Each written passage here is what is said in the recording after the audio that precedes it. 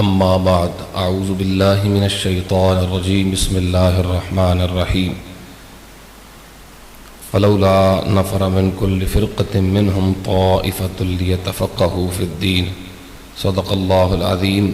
قال النبی صلی اللہ علیہ وسلم طلب العلم فریضۃ علی کل مسلم او کما قال علیہ السلام صدق النبی العظیم. الصلاۃ والسلام علیک یا رسول اللہ وعلى آلك وأصحابك يا حبيب الله. الصلاة والسلام عليك يا نبي الله وعلى آلك وأصحابك يا رحمة للعالمين.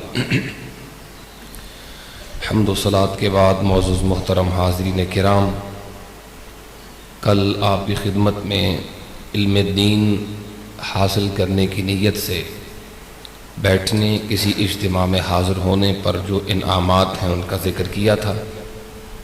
یاد رہے کہ اللہ تبارک و تعالی نے انسان کو اشرف المخلوقات قرار دیا ہے، اس کا سبب اس کا علم ہے جو اللہ نے اسے عطا فرمایا ہے.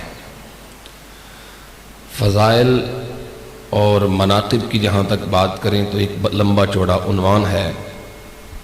ہم ضرورت کی بات کرتے ہیں.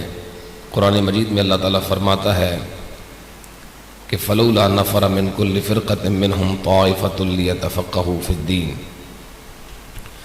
ایسی جماعت ہر گروہ میں ہونی چاہیے جو دین میں فقاہت حاصل کرے، دین کا علم حاصل کرے. صحابہ کرام رضوان اللہ تعالی مجمعین میں کئی ایسے صحابہ ہیں جنہوں نے ایک حدیث سننے کے لیے ایک مہینے کا سفر کیا ہے. حضرت جابر ابن عبداللہ رضی اللہ تعالیٰ عنہ خود بیان فرماتے ہیں، میں مدینۃ الرسول سے ملک شام تک پہنچا ایک مہینے کے سفر کے بعد. وہاں صحابی رسول حضرت عبداللہ ابن انیس تھے. جا کے ان کے خادم کو میں نے کہا کہ مجھے صحابی رسول سے ملنا ہے. نام کیا ہے؟ فرمایا جابر. اس نے حیران ہو کے پوچھا آپ کا نام جابر بن عبداللہ صحابی ہے؟ فرمایا ہاں. فوراً اندر گیا، صحابی رسول آئے.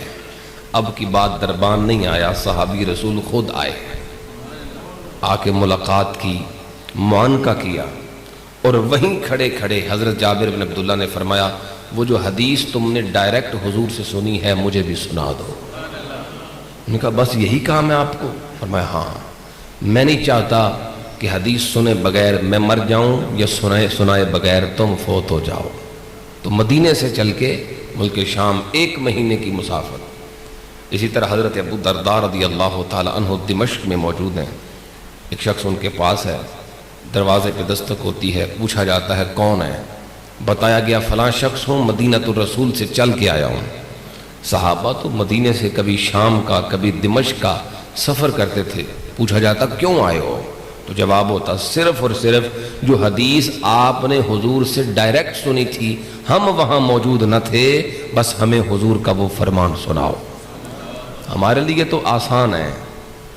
آج کے دور میں ذرائع علم زیادہ ہیں. علم سیکھنا، علم حاصل کرنا بڑا آسان ہے. اتنے ذرائع، اتنے جو آسان ترین ذرائع صحابہ کے زمانے میں نہیں تھے، تابعین کے زمانے میں نہیں تھے. آج ذرائع علم زیادہ ہیں.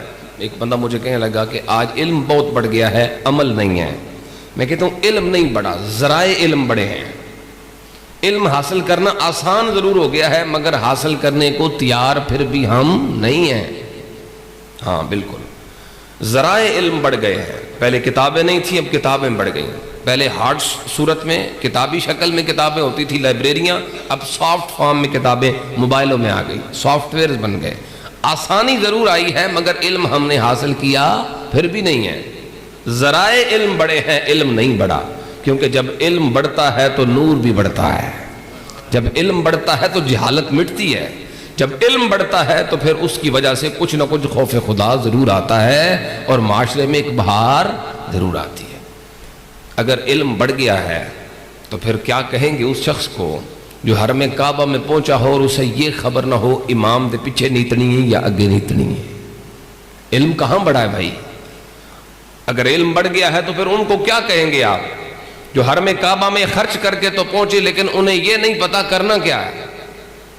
انہیں یہ تک نہیں پتا کہ کس وقت میں نماز نہیں پڑھتے. آپ دیکھیں جو حرم شریف پہنچے ہیں مکروہ وقتوں میں بھی نفل پڑھے جا رہے ہیں. تو علم کہاں بڑا ہے؟ نہیں بڑا بھائی، ذرائع علم بڑے ہیں۔ علم حاصل کرنا آسان ضرور ہو گیا ہے، لیکن اس قوم نے حاصل نہیں کیا ہے۔ نبی پاک علیہ السلام کا مشہور فرمان جو ہر اسکول، کالج، یونیورسٹی کی دیوار پہ لکھا، اصل میں ہمیں مینیپولیٹ کیا گیا، ہمیں غلط فہمی کا شکار بنا دیا گیا، اور ہوئے ہم من حیث القوم ہوئے۔ اللہ کے حبیب علیہ السلام فرماتے ہیں طلب العلم فریضۃ علی کل مسلم، علم حاصل کرنا ہر مسلمان پر بولو فرض ہے۔ کون سا علم؟ اسکول کی دیوار پہ لکھ کے یہ بتایا گیا کہ یہاں بھیجو بچوں کو، یہاں آنا فرض ہے۔ یونیورسٹی کے لوگوز میں یہ نام، یہ حدیث پاک لکھی گئی یہ سمجھانے کے لیے کہ بھئی یہاں آنا فرض ہے۔ اچھا، اگر اسکول، کالج، یونیورسٹی جانا فرض ہے تو جو نہیں جاتے وہ تو پھر گناہگار ہے نا۔ جو فرض ادا نہیں کرتا وہ گناہگار ہی ہوتا ہے نا جناب۔ پھر جو نہیں پڑھے گا سائنس، جو نہیں پڑھے گا بیالوجی، جو نہیں پڑھے گا کیمسٹری، انگلش نہیں پڑھے گا وغیرہ وغیرہ، میتھس نہیں پڑھے گا، پھر وہ تو گناہگار ہوا۔ بھائی علم حاصل کرنا فرض ہے، وہ کچھ اور علم ہے۔ یہی تو غلط فہمی ڈالی گئی نا کہ یہاں لکھو دیوار پہ اور بتاؤ کہ یہاں آنا فرض ہے، حالانکہ آنا یہاں فرض نہیں۔ دراصل وہ کچھ خاص علوم ہیں جن کا جاننا ہم پر فرض ہے۔ اب وہ کون سے علوم ہیں جو فرض علوم ہیں؟ بہت تفصیل ہے، میں اختصار سے عرض کرتا ہوں۔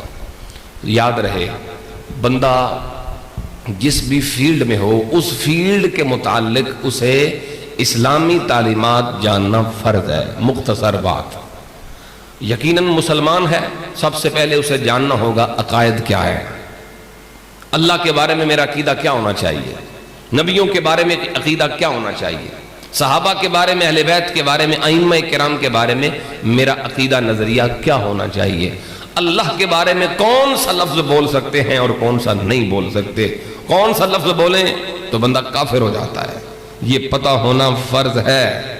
عموماً ایک جملہ سنتے ہیں، ہم نے تو اس پہ باقاعدہ ایک سیشن بھی کیا ہے، ہمارے جو قریبی نمازی ہیں جو حاضر ہوئے انہیں پتہ ہے، کفریہ کلمات پہ خاص طور پہ ایک جملہ بولا جاتا ہے ہمارے معاشرے میں، لو جی ظلم خدا دا، کہتے ہیں کہ نہیں کہتے ہیں؟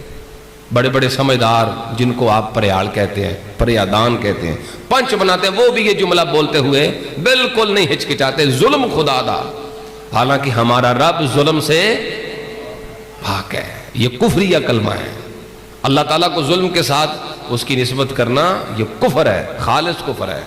ان اللہ لا یظلم مثقال ذرہ، اللہ تو ایک ذرے کے برابر بھی ظلم نہیں کرتا، وہ تو ظالموں کو پسند ہی نہیں کرتا، تو کھینچے جائے کہ اللہ کی طرف، لیکن کہا جاتا ہے، کیوں کہا جاتا ہے؟ کیونکہ کہنے والوں کو علم نہیں، انہیں پتہ ہی کوئی نہیں کیا کہہ رہے ہیں، بکواس کیا کر رہے ہیں۔ اس طرح کا ایک نہیں بڑے جملے ہیں ہمارے معاشرے میں۔ سو پہلا جو فرض علم ہے وہ ہے علم العقائد، ہمیں پتہ ہو کیا کہنا ہے کیا نہیں کہنا، اللہ تعالیٰ کے بارے میں کیا نظریہ رکھنا ہے کیا نہیں رکھنا، یہ پہلا علم ہے جو فرض ہے۔ اب اس میں سائنس کا نام تو نہیں ہے، اس میں میتھ تو نہیں ہے، لہٰذا وہاں جانا فرض نہیں ہے، یہ سیکھنا فرض ہے۔ دوسرا علم، بالکل میں ذرا شارٹ کر رہا ہوں، دوسرا علم ہے اگر ہم نے نماز پڑھنی ہے تو نماز کے مسائل سیکھنا پہلے فرض ہے، روزہ رکھنا ہے تو روزے کے مسئلے فرض ہیں، نکاح کرنا ہے تو نکاح کے مسئلے فرض ہیں، حج کرنے جانا ہے تو حج کے مسئلے فرض ہیں، اسی طرح دیگر معاملات۔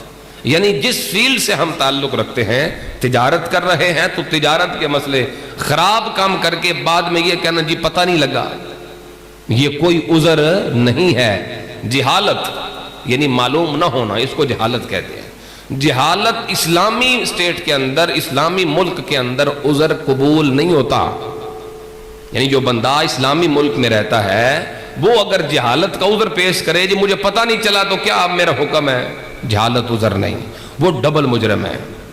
ایک اس نے غلط کیا، دوسرا اس نے سیکھا نہیں، سمجھ رہے ہیں؟ ہمارے بچے طلاق دے کے آ جاتے ہیں جی مجھے پتہ ہی نہیں تھا ایسے طلاق بھی ہو جاتی ہے، تو بھائی کس نے کرنا سیکھو، کوئی سکھوں کا ملک ہے، سارے سکھ رہتے ہیں یہاں پہ، ذرا تلخ ہے ذرا سمجھیے گا، کوئی سکھانے والا تو نہیں نا، کوئی بتانے والا تو ہے نہیں نا، جو ہم یہ عذر پیش کریں جی پتہ ہی کوئی نہیں سی، ہمیں پتہ ہی نہیں چلا یہ ہو گیا ہم سے، یہ ڈبل مجرم ہے جو یہ کہے مجھے پتہ نہیں تھا میں نے یہ غلط کر دیا۔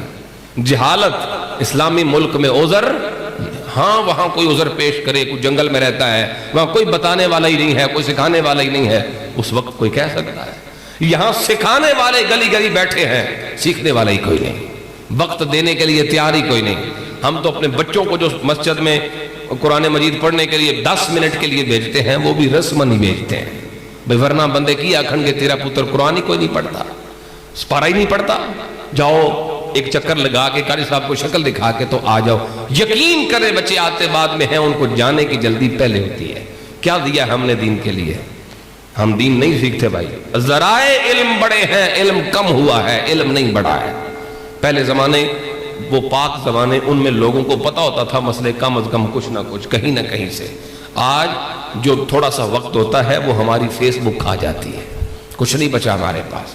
سمجھئے گا یہ دو علم، یعنی علم العقائد اور علم الفقہ، جس شعبے سے ہمارا تعلق ہے، چاہے ہم تاجر ہیں تو تجارت کے مسئلے سیکھیں، ہمیں پتہ ہو حرام کیا ہے، حلال کیا ہے، سود کیا ہے۔ بعد میں کہہ دیتے ہیں جی پتہ ہی کوئی نہیں سے، نکاح کر رہا ہے تو اس کو نکاح کے مسئلے بتاؤ، طلاق کے مسئلے بتاؤ، یہ سیکھنا اس پر فرض ہے۔ یہ ہے وہ فرض جسے پورا نہ کیا تو گناہگار ہوئے۔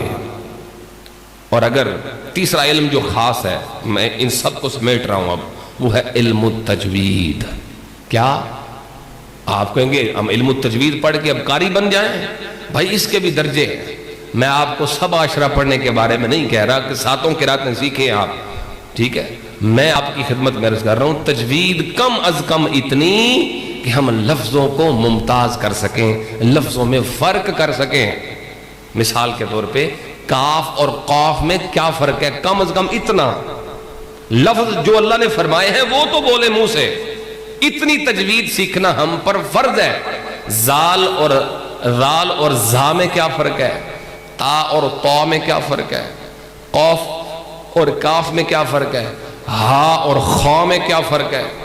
ان سے معنی تبدیل ہوتے ہیں، معنی بدلتے ہیں ان سے۔ میں مثال دیتا ہوں، سب سورت پڑھتے ہیں سورہ اخلاص، ہر نماز میں ہی پڑھتے ہیں۔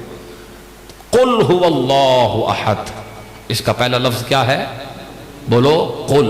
قل قاف ہے نا یہ 2 نقطوں والا، اس کو ادا کرنے کا، اس کو پرنونس کرنے کا ایک خاص قائل ہے، گلے کی ایک خاص جگہ ہے، وہاں سے نکلے گا۔ قل هو اللہ احد، اگر کسی نے اس لفظ قل کو باریک قل کہہ دیا، یعنی قاف نقطوں والا تھا، کسی نے کشک والا پڑھ دیا، جس کو چھوٹا کاف آپ کہتے ہیں، غلطی سے پڑھ دیا یا اس کو آتا ہی نہیں پڑھنا، معنی دیکھیے کتنا بدلا۔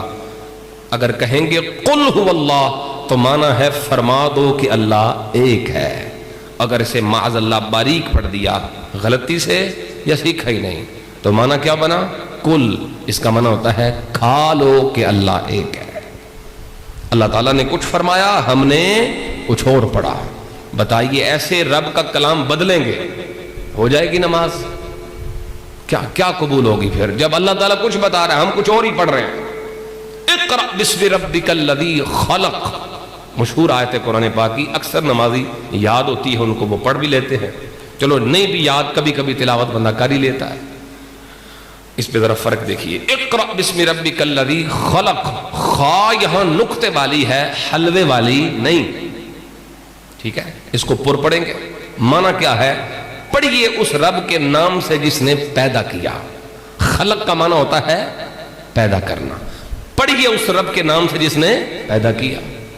اچھا، اگر کسی نے اس خا کو ہا پڑھ دیا، یعنی خا پر تھی اس کو حلوے والی ہا میں بدل دیا، پتہ ہی نہیں تھا یا سیکھا ہی نہیں، معنی کتنا بدلے سمجھنا۔ خلق کا معنی ہوتا ہے پیدا کرنا، اور حلق کا معنی ہوتا ہے سر مونڈنا۔ اے حلق نہیں کروائی دا ہوندا عمرے تو بعد، اس کو حلق کہتے ہیں۔ اب ہم نے جو پڑھا وہ حلق ہے، اللہ نے جو اتارا وہ خلق ہے، وہ کچھ اور فرما رہا ہے، ہم کچھ اور ہی پڑھ رہے ہیں۔ بتائیے ہو گئی نماز؟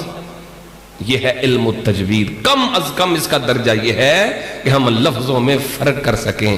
1 مہینہ لگتا ہے بس، یہ سیکھنے میں کوئی بڑا لمبا چوڑا پیریڈ نہیں چاہیے، 10-15 منٹ روزانہ پریکٹس، محنت سے 1 مہینے کے اندر آپ اتنا سیکھ جائیں گے کہ ہم فرق کر سکیں لفظوں میں۔ نماز بھی قابل قبول، کم از کم جو پڑھی ہے تسلی تو ہونا بھائی ٹھیک ہی پڑھی ہے، ٹھیک ہے؟ یہ ہیں وہ علوم جو ہم پر فرض ہیں. باقی رہی بات میتھ ریاضی، وہ فرض کوئی نہیں بھائی، اس غلط فہمی سے نکل جائیں.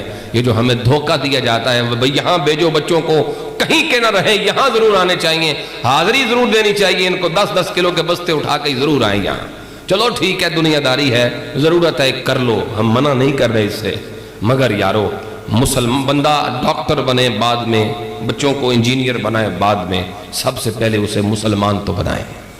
سب سے قیمتی چیز جو ہم اپنی نسل کو دے کے جائیں گے وہ دین کا علم ہے. اگر جاہل رکھا، خود بھی جاہل رہے، ان کو بھی جاہل رکھا، تو مجرم ہوں گے اپنے بچوں کے. ہاتھ کیا اٹھائیں گے جب ان کو ہاتھ اٹھانا آتا ہی نہیں. میں نے ایسا جنازہ پڑھایا، یقین کریں دل خون کے آنسو ہوتا ہے کہ جنازہ باپ کا سامنے پڑا ہے اور بیٹا کہہ رہا ہے رک جاؤ رک جاؤ. پوچھا کیوں؟ وہ میری کتاب جنازے والی آ لینے دو پھر شروع کرنا.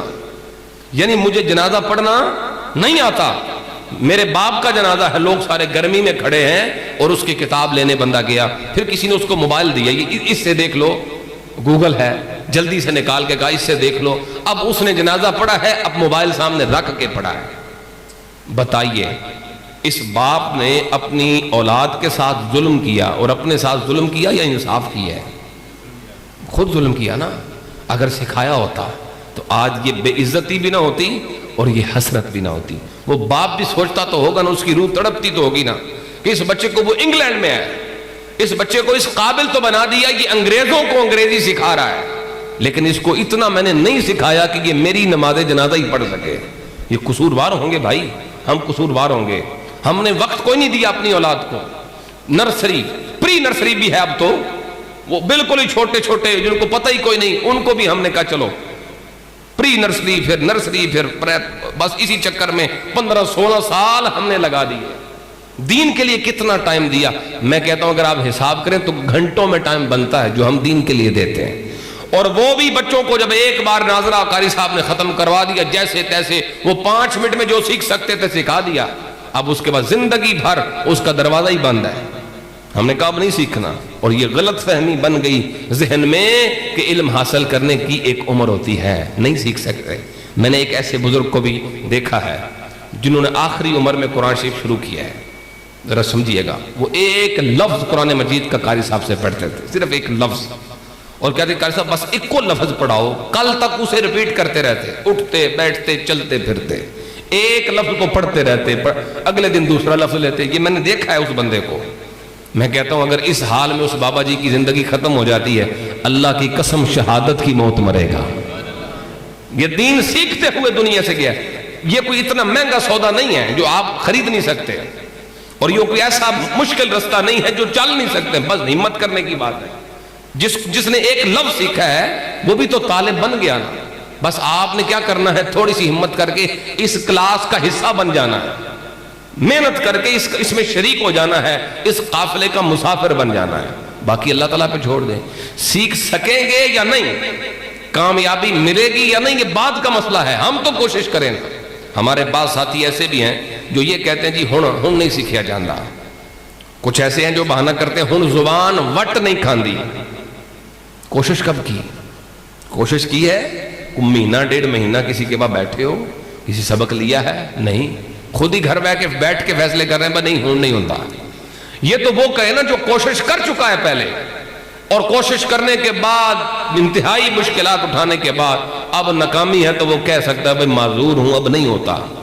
کوشش کی تک نہیں، وقت دیا تک نہیں، پھر بھی کہہ رہے نہیں ہوتا. ہر کام کے لیے وقت ہے لیکن دین کے لیے نہیں ہے. آئیے احباب میں مکمل کر رہا ہوں. ہم اسی فرض علوم کا حصہ 2 چیزیں ہیں نا، ایک حقوق اللہ ہے، حقوق العباد ہے. حقوق العباد میں نے عرض کیا تھا زیادہ فوکس کریں گے، اس میں زکوٰۃ وغیرہ بھی اپنے موقع پہ انشاءاللہ میں بیان کروں گا آپ کی خدمت میں، ضروری مسئلے. حقوق اللہ میں نماز ہے، روزہ، حج، زکوٰۃ آپ جانتے ہیں. نماز کے مسئلے بھی میں نے بتائے ہوئے ہیں کثرت کے ساتھ اور آئندہ بھی بتاؤں گا. مگر ہم نے یہاں حقوق العباد کا سلسلہ شروع کرنا ہے. حقوق العباد میں سب سے پہلے حق ہیں نبی پاک علیہ السلام کے. سب سے پہلے امتی پر حق حضور کا ہے. ہم نے یہ دیکھنا ہے کہ آقا کریم صلی اللہ علیہ وسلم کے ہم پر کون سے حقوق ہیں. آج حقوق بتاؤں گا، کل ان کی تفصیلات عرض کروں گا. پہلا حق وہ ہے ایمان، حضور پر ایمان لانا۔ دوسرا حق ہے نبی پاک علیہ السلام کی سنت کا اتباع کرنا۔ تیسرا حق ہے حضور کے حکموں کی اطاعت کرنا۔ اتباع اور اطاعت میں فرق میں عرض کروں گا انشاءاللہ اپنے موقع پر۔ چوتھا ہے محبت رسول، سرکار دو عالم صلی اللہ علیہ وسلم سے محبت کرنا۔ پانچواں ہے حضور کی تعظیم کرنا۔ چھٹا ہے حضور کی مدح کرنا، تعریف کرنا۔ ساتواں ہے حضور پہ درود پڑھنا، اور آٹھواں ہے موقع ملے تو حضور کے روزے کی حاضری دینا۔ یہ 8 حق ہیں جو نبی پاک علیہ السلام کے حق ہیں، جن کا تعلق سب سے زیادہ اہمیت کے ساتھ ہے، یعنی کل جہان کے حقوق ایک طرف اور آقا دو جہاں صلی اللہ علیہ وسلم کے حقوق۔ جس کا احسان بڑا ہوتا ہے اس کے حق بھی بڑے ہوتے ہیں۔ ماں باپ کا احسان بڑا ہے نا، حق بہت بڑا ہے، ساری زندگی بھی بندہ ادا نہیں کر سکتا۔ میں کہتا ہوں ہزاروں ماں باپ مل کے بھی وہ احسان نہیں کر سکتے جو آقا کریم نے ایک لمحے میں اپنی امت پہ فرمایا ہوا ہے۔ ایک دعا کا بدلہ امت نہیں دے سکتی۔ سب سے بڑے محسن حضور ہیں، تو سب سے زیادہ اہمیت والے حق وہ بھی میرے حضور صلی اللہ علیہ وسلم کے ہیں۔ ان حقوق کی تفصیلات انشاءاللہ کل عرض کروں گا۔ اللہ تعالیٰ مجھے آپ سب کو عمل کرنے کی توفیق عطا فرمائے۔ وما علیہ الا